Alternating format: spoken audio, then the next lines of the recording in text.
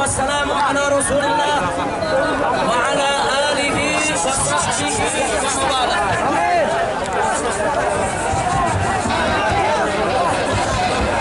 Ada.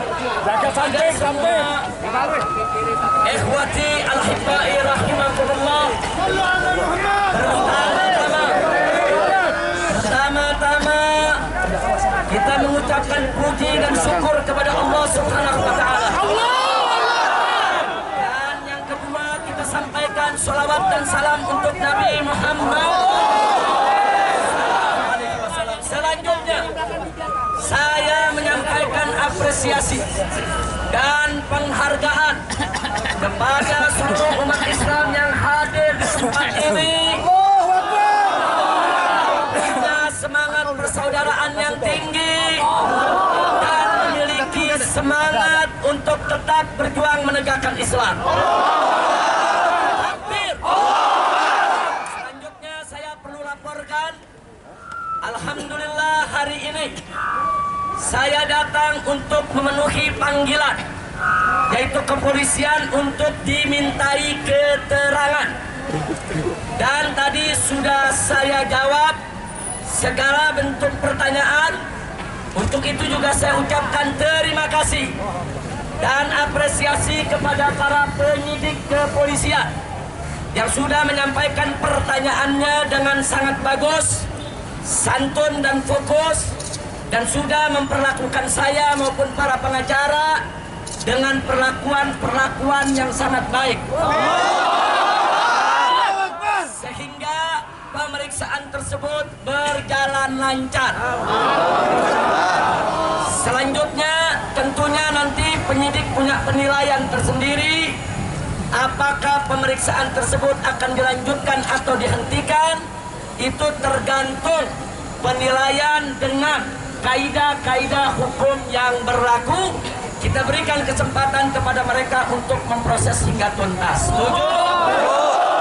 Yang terakhir, supaya tidak menjadi pertanyaan macam-macam, untuk apa tadi dan apa yang saya diperiksa?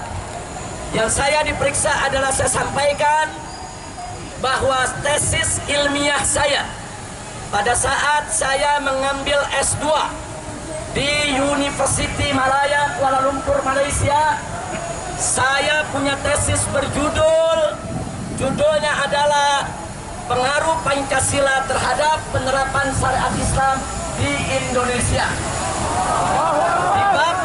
Salah satu babnya membahas soal sejarah Pancasila.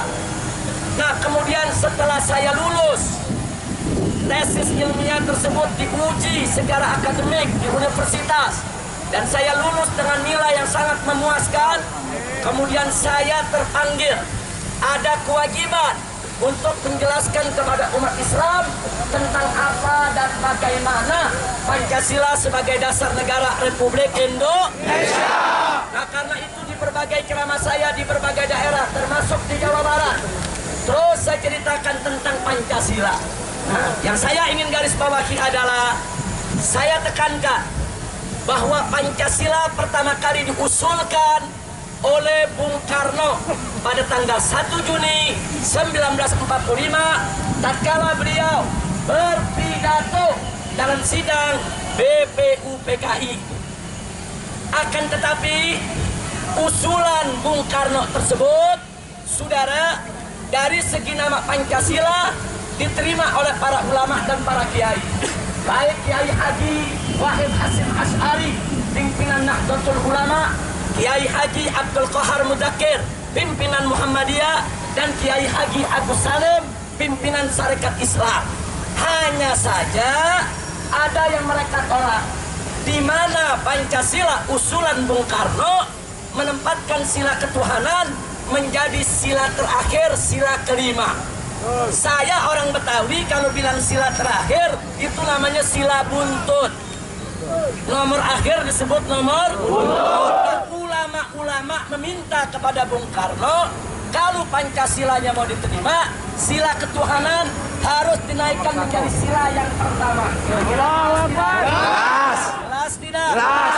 Dan alhamdulillah akhirnya Bung Karno dengan jiwa besar menerima usulan para ulama, sila Pancasila, saudara, sila pertama dalam Pancasila yaitu dicantumkan ketuhanan yang Maha Esa. Kira-kira jelas tidak? Jelas. Dan itu disepakati pada tanggal 22 Juni 1945.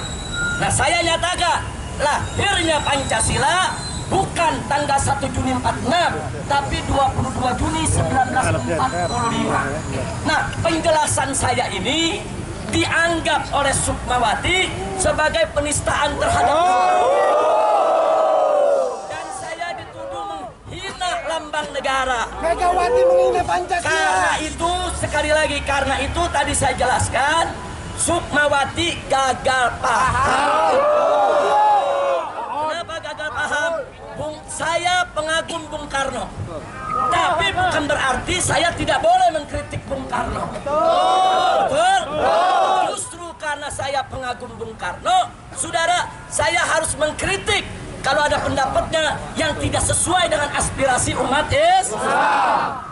Walaupun pada saat yang sama tetap kita wajib bersyukur dan berterima kasih atas jasa-jasa Bung. Kira-kira jelas tidak? Jelas tidak? Jadi sekali lagi, pelaporan yang dilakukan oleh Sukmawati ini merupakan kriminalisasi tesis ilmiah. Ini berbahaya bagi dunia pendidikan, saudara. Suatu tesis ilmiah yang sudah diuji secara akademik di depan para profesor dan dinyatakan lulus, itu nggak boleh diperkarakan menjadi masalah kriminal. Jadi kalau Sukmawati tidak setuju dengan pendapat saya dalam tesis, silakan buat tesis ilmiah lagi.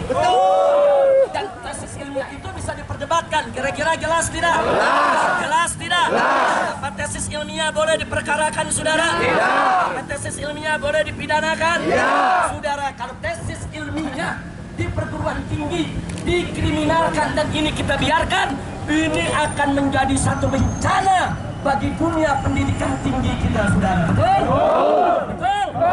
Tapi kita tidak akan mundur. Saya tadi sudah jawab semua isi tesis dan saya minta kepada penyidik isi tesis saya semua harus diketik ulang, dimasukkan dalam BAP.